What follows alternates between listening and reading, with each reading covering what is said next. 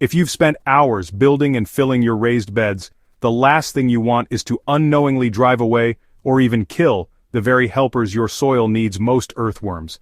These little underground tillers are the heartbeat of healthy soil. They aerate, break down organic matter, and create castings richer than any store-bought fertilizer. But here's the truth most gardeners don't realize. Some of the normal gardening practices we use every day can wipe out earthworms, or make your raised bed soil a hostile place for them. I've seen it happen in my own beds. The good news? Once you know these mistakes, you can avoid them, and build soil so alive that your plants practically grow themselves. Let's dive deep into the 12 gardening mistakes that kill earthworms in raised beds and exactly how you can fix them today. Using chemical fertilizers and pesticides, earthworms don't stand a chance when your soil is doused with synthetics. Chemical fertilizers overload the soil with salts and residues that dehydrate worms and damage their mucus-coated skin. Pesticides are even worse. If they're designed to kill pests, they often harm all soil life too. Instead, feed your soil naturally. Compost, aged manure, worm castings, biochar, and leaf mold create a buffet earthworms love. The richer and more natural the food, the faster your worm population multiplies. Overwatering your raised bed. It's easy to think more water equals healthier plants, but saturated soil pushes worms to the surface, where they often die from exposure or predators. Too much water also robs the soil of oxygen, and worms need oxygen to breathe through their skin. Fix this by watering deeply, but less frequently. Stick your finger 2 inches into the soil. If it feels moist, you don't need to water yet. Adding organic matter also improves drainage, giving worms a cozy balance of air and moisture. The flip side of overwatering is neglect. When soil dries into a hard block, worms either leave or die. The solution? Mulch. Cover your raised beds with straw, shredded leaves, or wood chips. Mulch locks in moisture, shields worms from the sun, and slowly breaks down into worm food. Digging and tilling the soil. I get it, it's tempting to dig around in your raised beds, turning the soil to refresh it. But tilling destroys worm tunnels, exposes worms to predators, and literally chops them in half. Switch to no-dig methods. Instead of turning the soil, top dress with compost and mulch. Earthworms will naturally carry those nutrients down, enriching the soil for you. Planting in poorly drained soil mix. If your raised bed soil is too heavy with clay or compacted material, worms won't thrive. They need a light, aerated mix that allows them to move freely. So, a good raised bed mix is about 40% compost, 40% topsoil, and 20% aerating material like coarse sand, perlite, or even biochar. This structure keeps the soil fluffy and breathable, while still holding enough moisture for worms to thrive. Here's the thing. Worms don't eat your plants, they eat the dead stuff. If there's no decaying material in your raised bed, worms simply won't stay. Soil stripped of organic matter is, well, like a fridge with nothing inside. Keep feeding your soil. Sprinkle kitchen scraps like veggie peels and coffee grounds under mulch. Add compost regularly, or plant cover crops that can be cut and left as green mulch.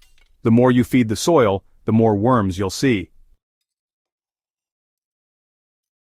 Using too much fresh manure might sound counterintuitive because, hey, manure is organic, right?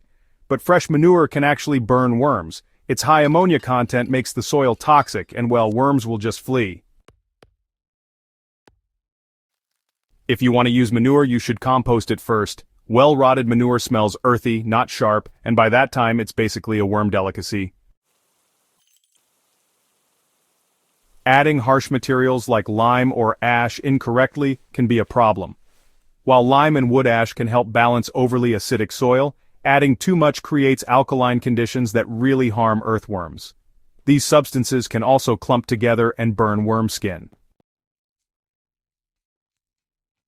Always test your soil before adjusting pH. If you must add lime or ash, sprinkle lightly and mix it into a rich layer of compost. Worms thrive best in soil with a gentle pH between 6 and 7.5. Bare soil is exposed soil, and that's deadly for worms. The sun bakes the top layer, rain compacts it, and predators find worms easily.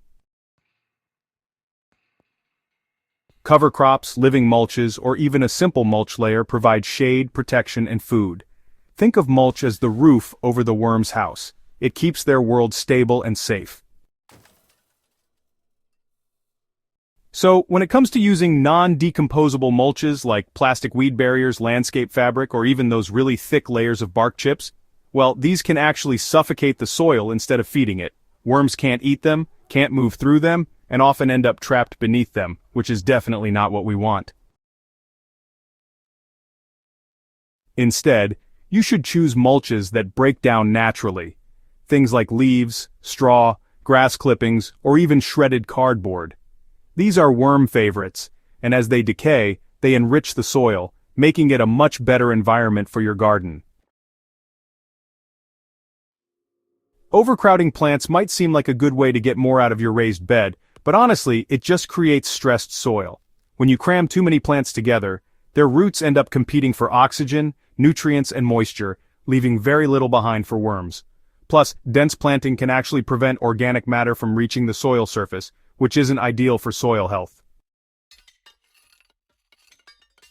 So, when you're arranging your plants, remember to space them out with airflow and soil balance in mind.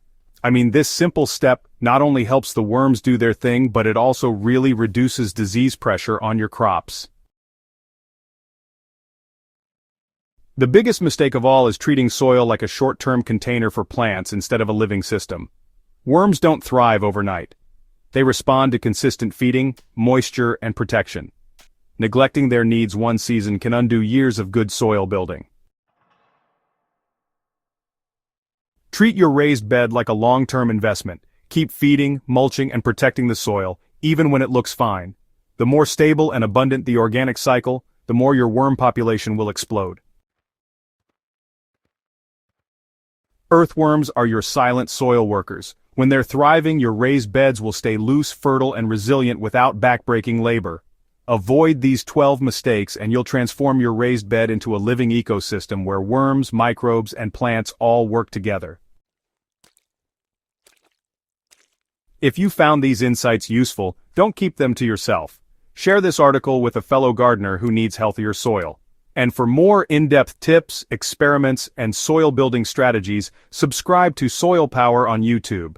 Together, let's bring the soil back to life, one raised bed at a time.